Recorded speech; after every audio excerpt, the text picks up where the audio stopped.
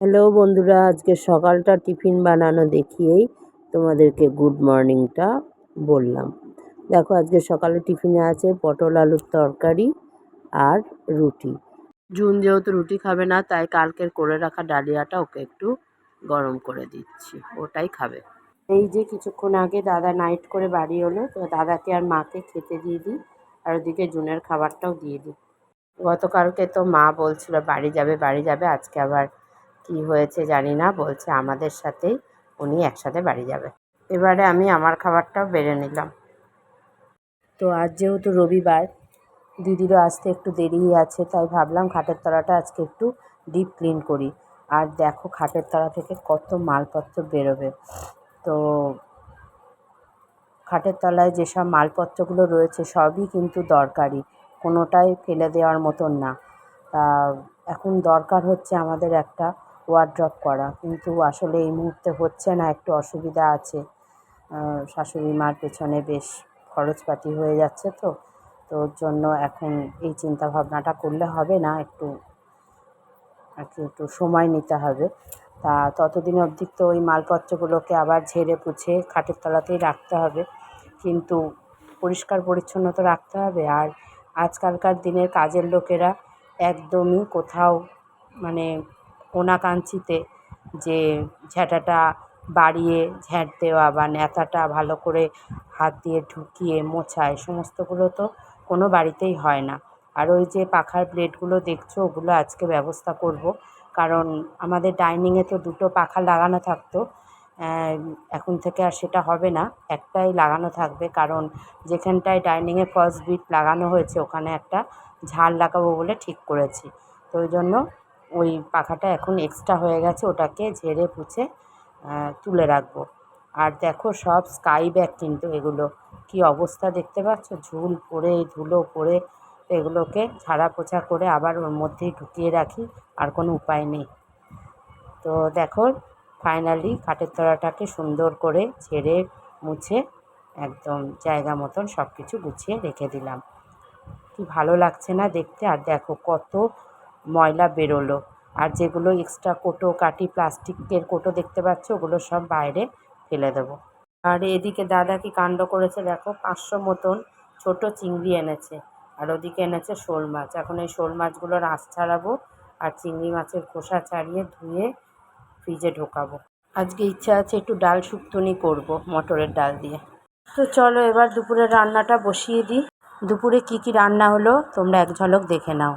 এই যে দেখছো, 1 হাঁড়ি গরম গরম ভাত, তার সাথে বেগুন ভাজা, আর করেছি হচ্ছে পোস্ত চিংড়ি, আর হচ্ছে শুক্তনি ডাল, আর কড়াইতে বসানো আছে টমেটোর চাটনি। তো এবার খাবারগুলো সব দিয়ে দিই। এটা হলো মার খাবার, মাকে দিয়ে এলাম, আর এটা হচ্ছে দাদারটা। দাদাকে বেড়ে দিয়েছি। মা এদিকে খাচ্ছে আর টিভি দেখছে, আর ওদিকে জুন পুজো করছে।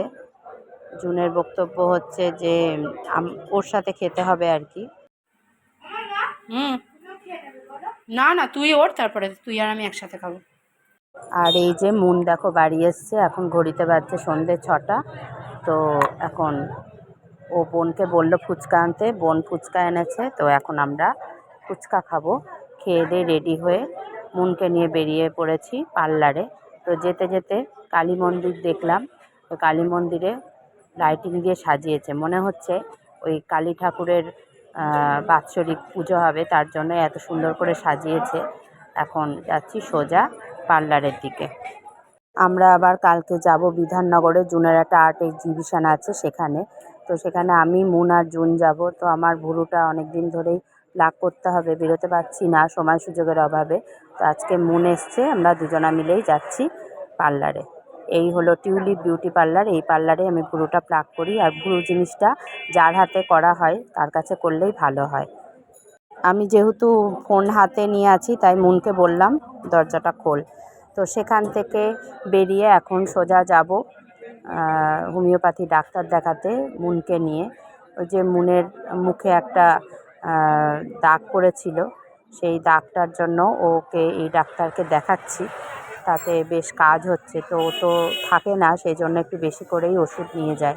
দেখো এখানে আসলে এতটা দেরি হয়, অন্তত ঘন্টা দুয়েক তো লাগেই, মানে প্রচুর সময় নিয়ে ডাক্তারটা দেখে আর কি। আর আমাদের সমস্যা হচ্ছে অনেকটা দূরে তো বাড়িতে গিয়ে রান্নাবান্না করতে হবে। আজকে তো আর রান্নাবান্না করে আসিনি, গিয়ে আবার শাশুড়িকে খেতে দেবো। বুঝতে পারছি না কটায় শেষ হবে। ওই যে দাদা আর মন বসে আছে, দেখা যাক কখন ডাক হয়।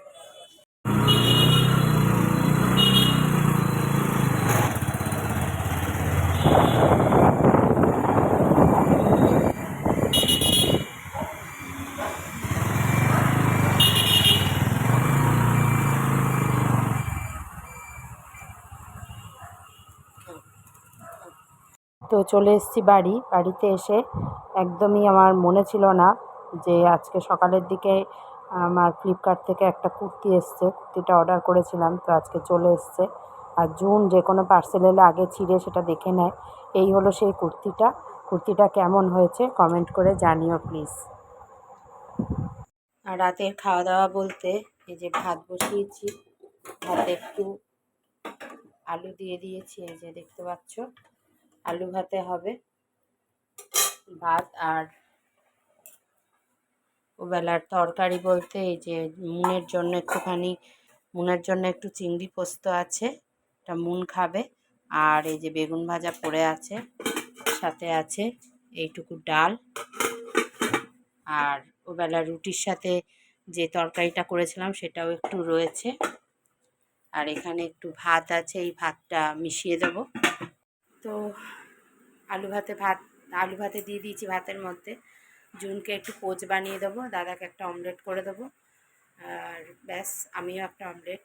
তো দুটো অমলেট একটা পোচ হবে, ওই দিয়ে রাত্রিরে খাওয়া দাওয়া হয়ে যাবে। আর মা রাত্রিরে তো সেরকম কিছু খেতে চায় না, মার একটা হেলথ ড্রিঙ্কস আছে ওইটা খাবে, আর দুটো কলা খাবে, ব্যাস শুয়ে পড়বে।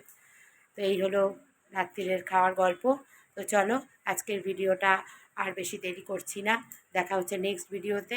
ততক্ষণ অবধি তোমরা সবাই খুব ভালো থেকো, সুস্থ থেকো। Tata, good night.